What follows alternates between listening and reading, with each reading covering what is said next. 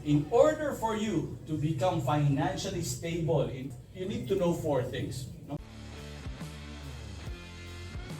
Number 1, you have to know what you want.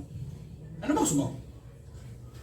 Bags, gadgets, cellphone, travel, kotse, bahay. Number 2, you have to know what you have. Anong meron ka? Para ma-reach mo yung goal mo na yun. So halimbawa, gusto mong bumili ng iPhone 18. Diba? Hindi, bakit? Magkakaroon naman yan eh. Di ba? So pinaplanuhan mo na talaga. So you need to know what you have. Magkano basic pay ko? Magkano natitira sa sweldo ko?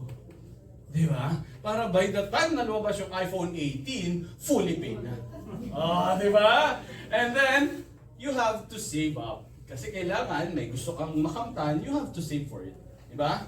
And then lastly, you have to budget and manage your expenses. Yung iba kasi sa atin, di ba, one day millionaire, pagdating ng sweldo, di ba?